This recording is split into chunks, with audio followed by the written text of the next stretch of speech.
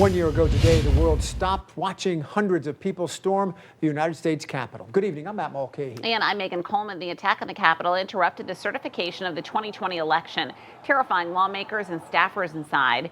Capitol police officers were assaulted, government property damaged, and people inside got hurt.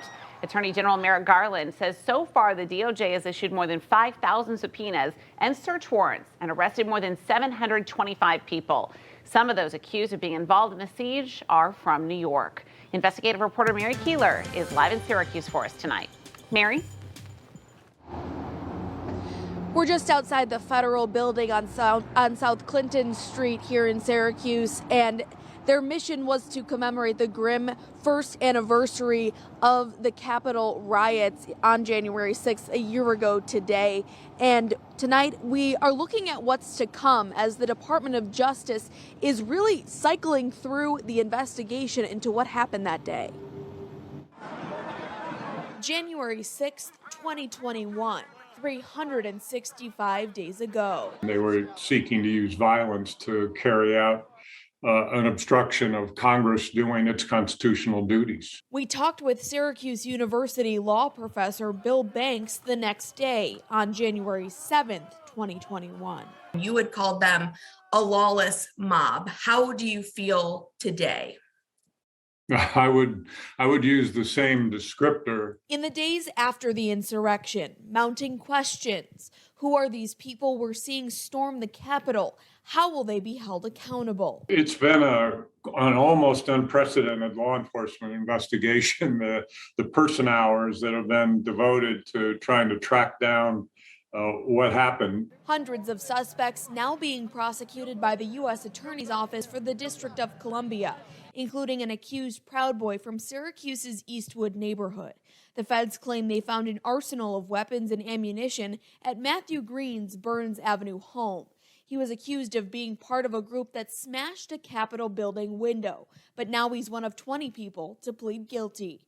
His December plea to conspiracy and obstruction carries with it fines and 3 to 4 years in prison when a judge sentences him in March. What can that tell us?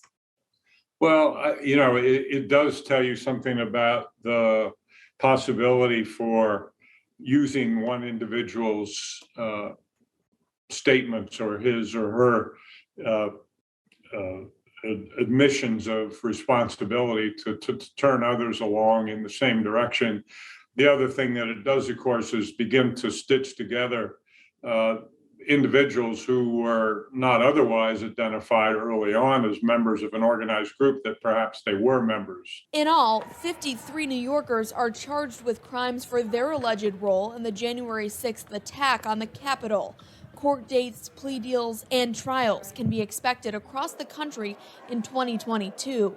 On Wednesday, U.S. Attorney General Merrick Garland reaffirmed the Department of Justice's goal to bring everyone involved in the insurrection to justice. They've received at least 300,000 tips from Americans to help chase suspects down. Seized approximately 2,000 devices, poured through over 20,000 hours of video footage, and searched through an estimated 15 terabytes of data.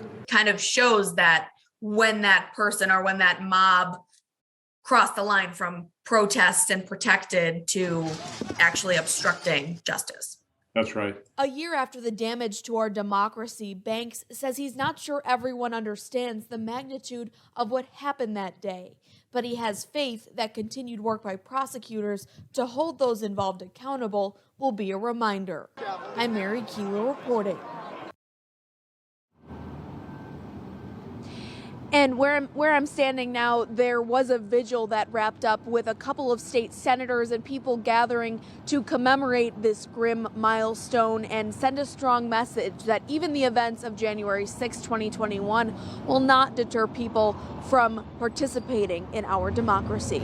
COVID-19 cases continue to shatter records here at home from last winter. Districts are having to find workarounds to keep buildings open as more students and staff keep testing positive. The West Genesee School District is calling on recent alums to fill the gaps as substitute teachers.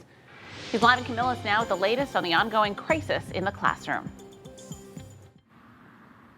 Megan and Matt, the call out to those recent alums happened on Wednesday, and that same night, the superintendent here at the West Genesee School District told the Board of Education that 6 had answered that call. It's a similar strategy we're seeing at other districts throughout Onondaga County as more staff test positive for COVID-19, still putting remote learning as an absolute last resort.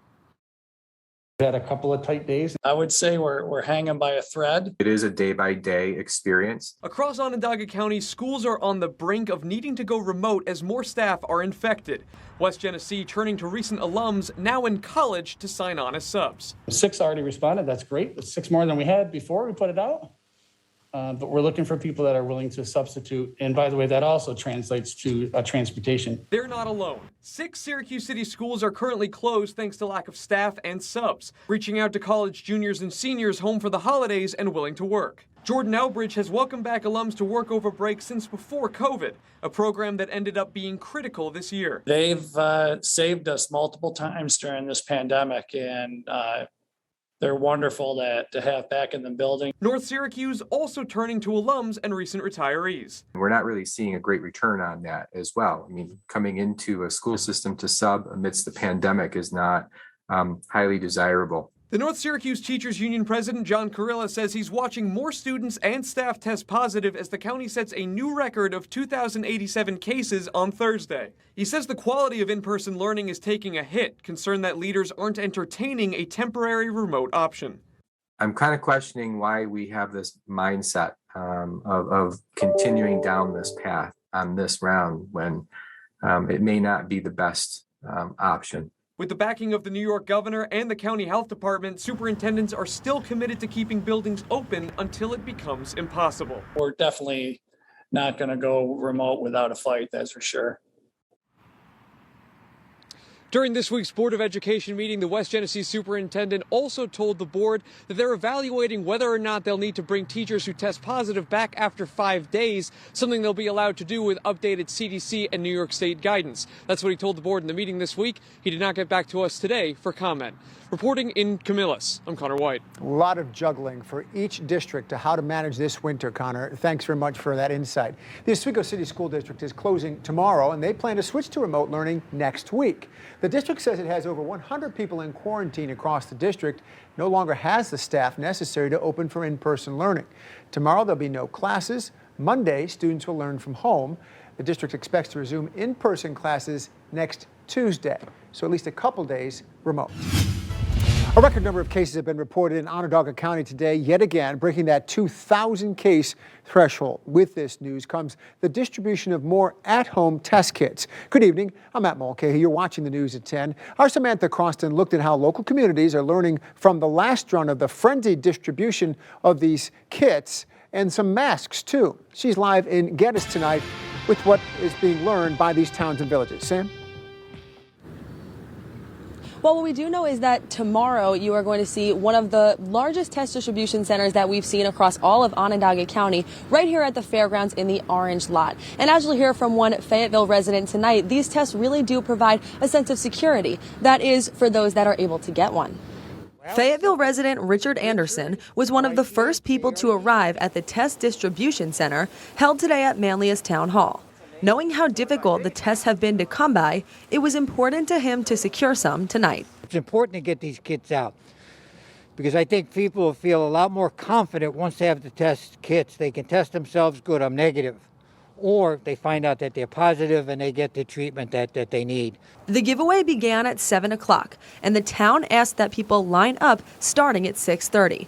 This rule enforced by Manlius Town Supervisor John Deere to minimize lines and help distribution go smoothly. We really don't want to back up traffic. We don't want to cause danger. We're doing everything we can to do this quickly.